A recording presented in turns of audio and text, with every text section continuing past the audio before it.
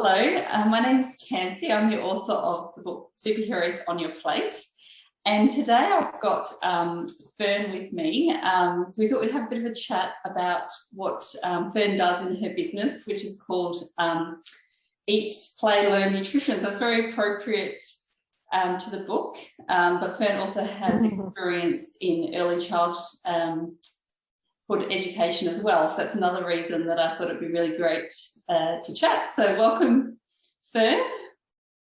Thank you. Thank you for having me. Yeah, no worries.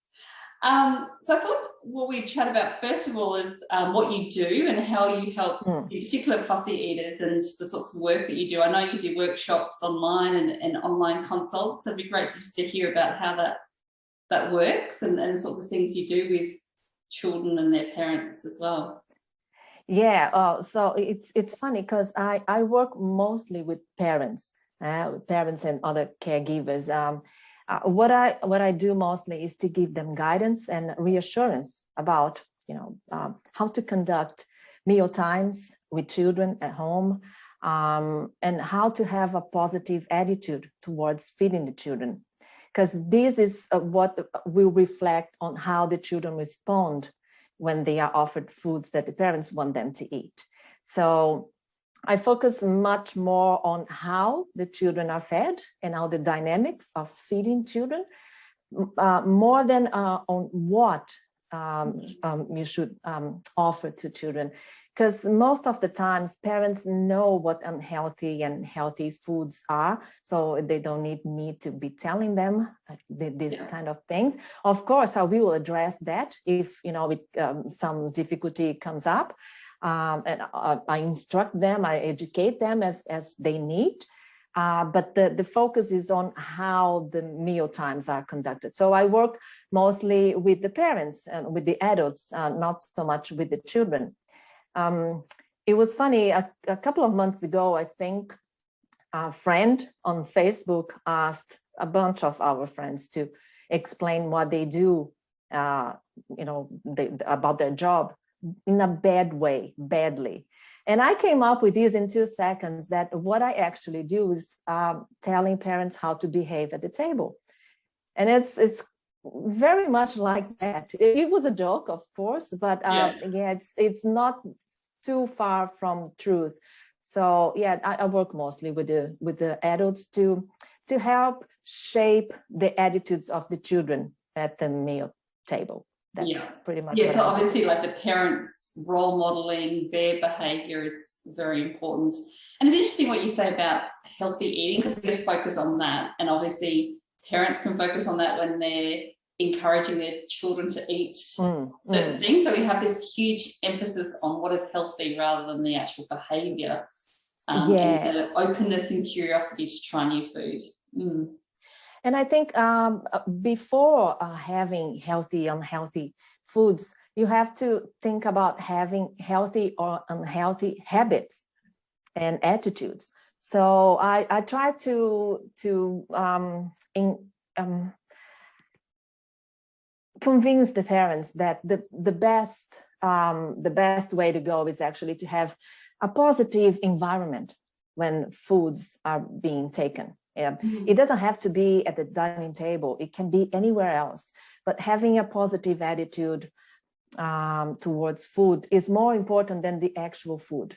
Like we had Halloween celebrations yesterday, and a lot of parents are confused about letting the kids doing it or not, or we should, instead of lollies and lollipops and chocolate, give them instead cute pieces of fruit shaped in a creepy way to resemble Halloween.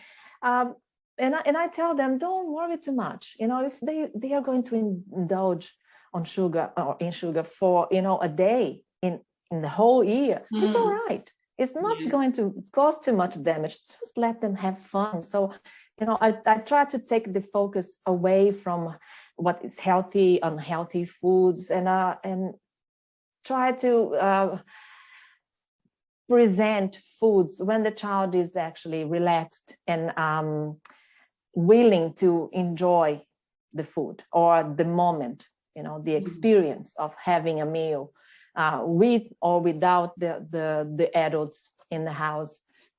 So that's how I try to work out with the families, how to make that positive and relaxing moment and environment so the child can actually relax and enjoy the food and feel less reserved, feel less threatened, feel less on guard, like expecting for the worst.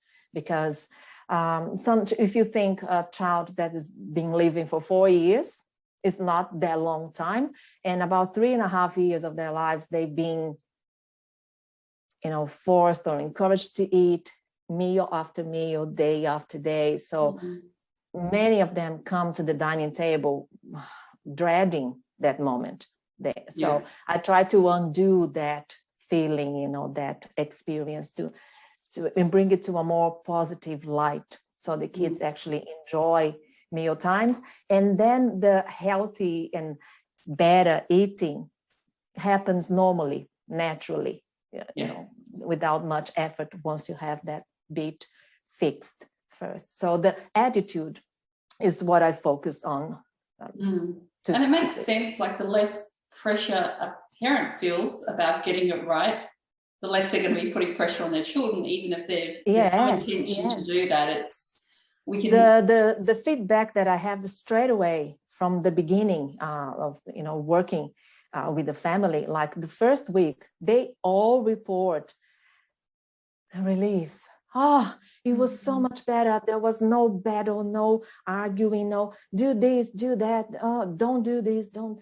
Everybody relaxes. The mothers are happier. Like really, they go like this. It was a relief. I get a lot of this.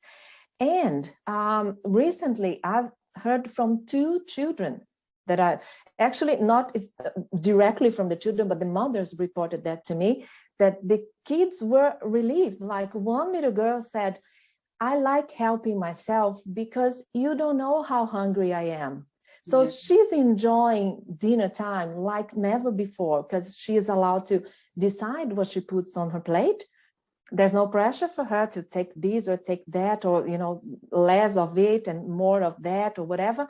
She's relieved, and she's 5 years old, and she's aware of it, and she's aware of the how good it feels. And that's wonderful. So that's a kid that will very likely eat the way the mother wants her to eat quite quickly.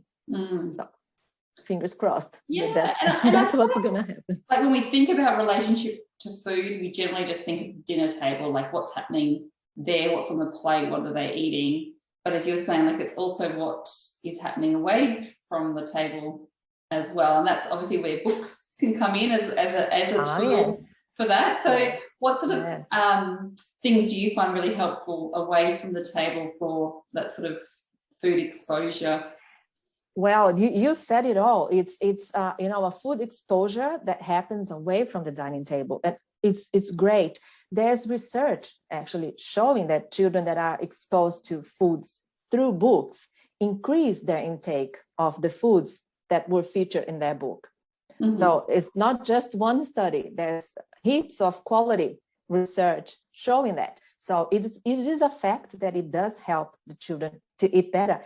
And it's great about it all is that you just said it happens away from the dining table. So there's a lot. The children understand that there's no pressure for them to eat their food, and they can explore and learn about the foods, and make questions, show interest in their food, or whatever the story brings about foods, without the fear that it's going to get back at them to eat. So it's a lot more relaxed situation for them to learn about food. And we know that children are very less likely to feel like eating something that they are not familiar with, that they don't know.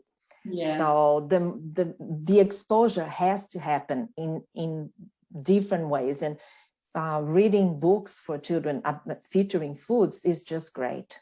So. Yeah, I think this was really interesting, because when we think of the exposure we think of at the table. And so when Yeah. the research shows, you know, kids need certain number of exposures to develop a liking for a food, it's like that could be playing with that food, it could be gardening with that food, it could be colouring in and reading about that food. So it's quite interesting that it's not just seeing it on your plate or on the table, Yeah. it's actually other ways that you can, you know, make a food stamp or something else. Yeah, I've been talking a lot about it lately, and I've been writing about it. So I wrote that article that features your book, actually, which is non-feeding food exposure, part 1, because I'll continue writing about it. There's so many activities that children can be given to expose them to foods, with foods, like art crafts and all sorts of things,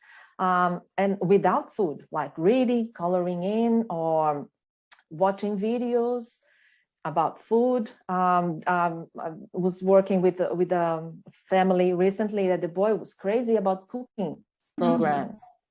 And he's a fussy eater, or is improving a lot, but like the mother is really worried about the amount of food he eats. But he enjoys food, he's interested in food. Yeah. But because of the pressure at the dining table, he doesn't eat. So there's heaps of non-feeding food exposure that that children can explore, and reading books is a great one. Yeah, I suppose when I wrote the Superheroes on Your Plate, like I was just writing it for fun. Like it was just to be a fun story that I was thinking about how in society we do put foods against each other, like this is better than that, or we've got like high protein, low protein, and high carbs and low carbs, and it's always one or the other, like rather than this balance. So a little bit of it, a little bit of everything. Yeah, and so that was sort of my thinking, was like it's all these foods competing, and getting to that realization that we need balance, and you know, all foods fit in a balanced diet, but you know, even for adults, we seem to be like, what is this miracle food, or this perfect combination or portions of food? So I hadn't really sort of intended to have so many nutrition messages in the book that it ended up having. So I feel like the book is, you got that food exposure as well as nutrition messages. So I thought I would just get a bit of a feel from you, like what did you really enjoy about the book, or you know, what stood out to you as an interesting message? I liked many things about the book, but the two I would like to mention. One is that you have a long list of foods. You mentioned many foods in that book. I've read many of the books about foods, the picture books, like children's books, and they usually have 1 or 2 ingredients that, you know, feature in the story. But in this case, you have a long list, so there's heaps of foods there, and that's great because it could be an opportunity for some children to be hearing about 1 or maybe 2 or maybe even more foods for the first time. It could be the first time they are in contact or exposed to that food, and that's really great. And the second thing, my favorite thing, is that there's no eating in the story. So there's nothing that will remind the child of encouragement to eating.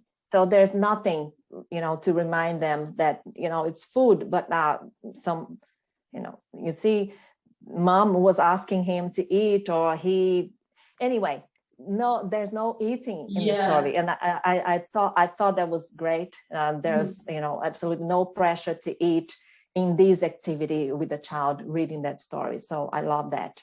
Yeah, no, they're 2 really interesting points, because I've been thinking about that a bit when I've, you know, looked at other food books, and often it'll be like a focus on like peas or broccoli or something, and it's really like the entire story is like trying to get this kid to eat his peas. And as you say, there's the pressure to eat, and then there's a focus on this one food, as if eating peas is the most important thing that you can do, like when there's so many other things you could eat as well.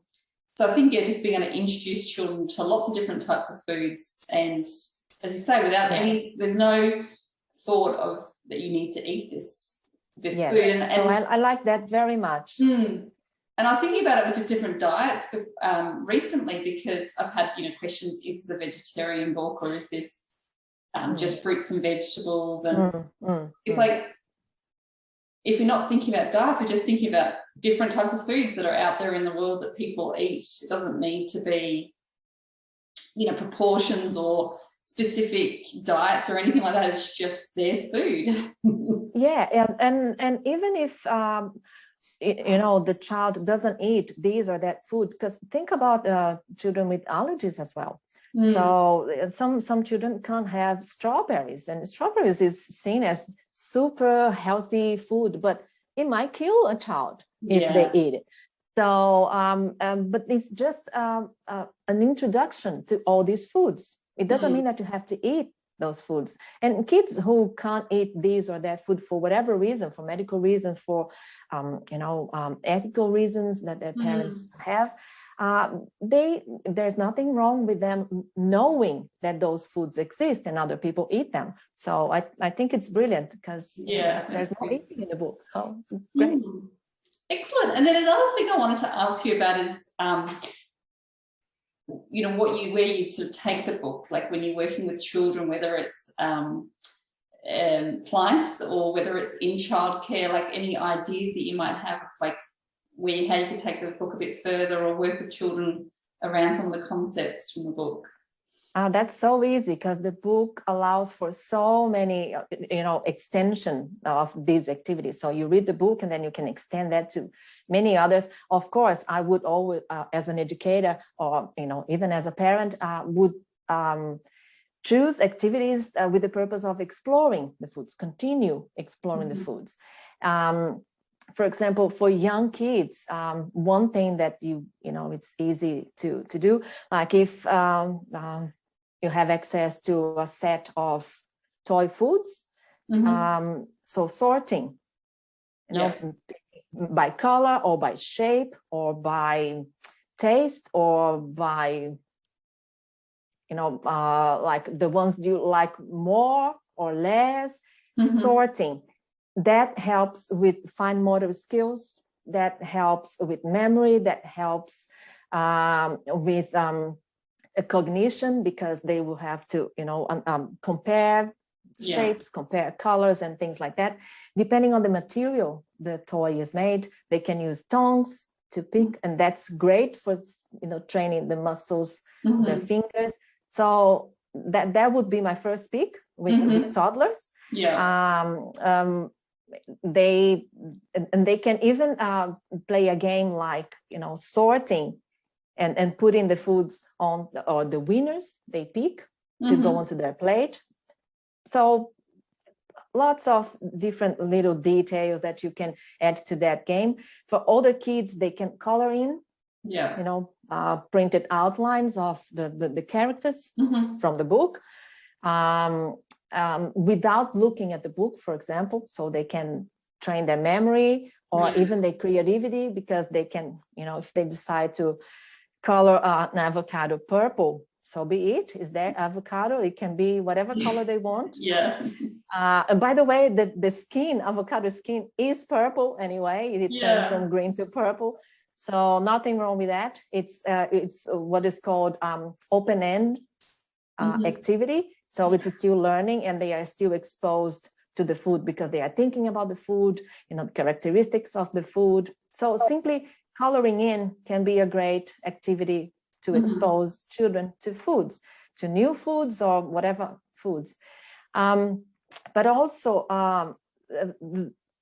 parents can encourage, use the theme in the book to encourage the children self-help skills, what is called, technically self-help skills, to help themselves, like serve the food, choose the winners, the winner foods to go onto their plate. That's great. That's the first thing I try to teach parents to implement. It works wonders with fussy eaters. So that's my favorite activity, my favorite game that I would take out of that book with children. children of all ages, because Yeah. I've seen toddlers like 1.5 years old doing, like helping themselves, deciding what food to put on their plate, and that works wonders. They love it. Mm-hmm. They love it. And they do eat better. Yeah, yes, it's them being able to decide.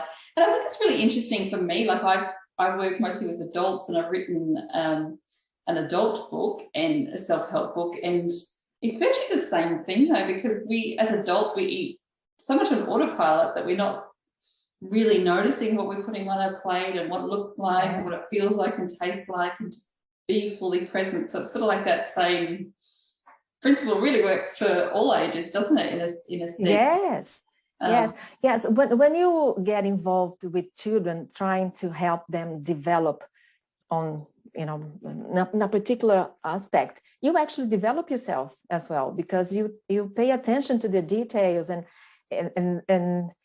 the mechanics, on how and why you do things. Sometimes you don't take the time to analyze why you do things. But when you're trying to figure out how and the reason and why children do things the way they do, you actually learn about yourself. I loved when I started studying children development, and I did a degree in children's services and started working with children. I learned so much about myself, about my husband, about adults, because you understand better how human beings work, and how we operate and how we do things. So it's great. And we were all children, so we've all got these relationships and associations that we've carried forward as well. Yes. Yeah, no, thank you very much for this, Fern. It's been really, really useful. I was before we finish up, I thought, did you have a favourite character or anything that you particularly enjoy just personally from the book? Well, I thought you might ask me about that, and I would like. I wish I could say the broccoli, but if I choose the broccoli, I will have to explain why, and I don't want to give away the end of the story. Yeah. But I'm happy with the broccoli, so he's like there on the top of my list. But I think I'll pick olive oil, and that's because I never imagined a children's book would ever feature olive oil as a food. I never saw that, and I never thought I was like blown away when I saw that in the book. And so that's great. And that's, olive oil is like on the very top of my list of favorite foods for so many reasons. And I will just give one reason. That is, of course, because it's very healthy. It's a fantastic food. And I love the idea of exposing children more and more to olive oil, not just for them to eat, but for them to learn how to like it for life. So this time I'll pick olive oil. And olive oil is a very cute character. It's sort of like in a bottle with these big eyes and eyelashes. Yes. So quite expressive and and I think there's a lot of fun. I haven't seen the illustrations yet, but I'm sure he's gonna look fantastic. Yeah, because it's that idea that olive oil can just sort of splash over everyone and have like a bit of a party, which is really nice. Excellent. Well, thanks very much for that. Hopefully people find that really helpful, with some ideas there for how you can take the book a bit further, and just to think a bit about the messages as well. I think that was really useful to think about the variety of foods, and that there is no pressure to eat. I think that's a really valuable thing, and important takeaway from the book and what we've talked about today as well. Yeah. No, thanks very much for having me. It was a pleasure to tell you what I think about the book and how it can be used. And I would like to congratulate you for writing it, and thank you for writing it, because I think it's of a lot of value for children to explore foods, and of course without any pressure, and that's the core of what I do. So I love your book. Thank you. Thank you very much. Bye.